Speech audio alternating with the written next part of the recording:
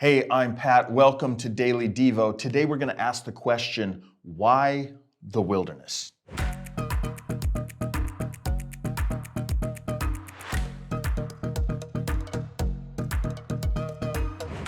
Over the next 4 weeks, we'll be doing an exciting character study of a few people who spent some time in the wilderness.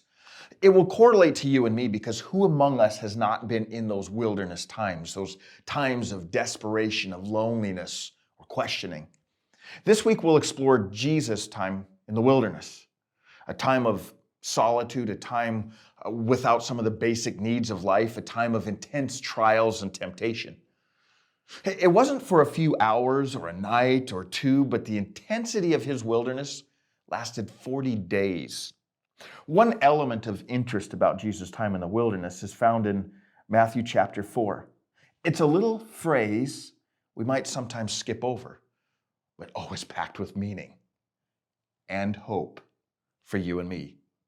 Matthew chapter 4, verse 1 says this, "Then Jesus was led by the Spirit into the wilderness." Led by the Spirit. Wait, what? Why would the Spirit lead Jesus into the wilderness? The simple answer is, I don't know for sure.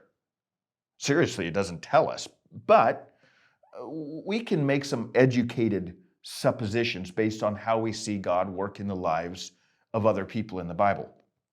But before I share some thoughts, it's important to distinguish that the Spirit of God did not lead Jesus into temptation. Oh, that we would get that. He led him into the wilderness. James 1:13 says, "Don't say God is tempting me. He never tempts anyone." In other words, you and I can have the confidence that there are times that the Spirit may lead us into difficult situations, but the one who will do the tempting in those difficult times, it's our own sinful lusts or the enemy, the devil. Never, never, never God. So back to the question. Why would the Spirit lead Jesus into the wilderness? Or you and I, for that matter? Perhaps, number one, it was the demonstration of his humanity. Hebrews chapter 4, verse 15 gives us great hope, and it reminds us that Jesus understands our weaknesses because he faced the same testing that we do. Isn't it amazing to know that you and I pray to a God who understands what it feels like to be exhausted and hungry and grumpy? I should preach a sermon sometimes called "Jesus was hangry, but did not sin." There's great hope in knowing that our God understands our weaknesses.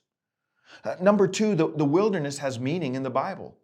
Jesus was led into the wilderness for 40 days, centuries before. Moses would spend 40 years in the wilderness. Israel would spend 40 years there. Others would be in the wilderness. John the Baptist, Paul. So the wilderness seems to indicate a place of preparation. See, there's great hope in knowing the wilderness is not a waste. It's a place of preparation for you and me. Number three, Jesus' wilderness became an example to us. If you keep reading Matthew chapter 4, you'll see that Jesus exemplified how we should fight temptation. Our wilderness experiences never need to be wasted. We can use those times as examples to others and what it means to be a passionate follower of Jesus, even when things are difficult.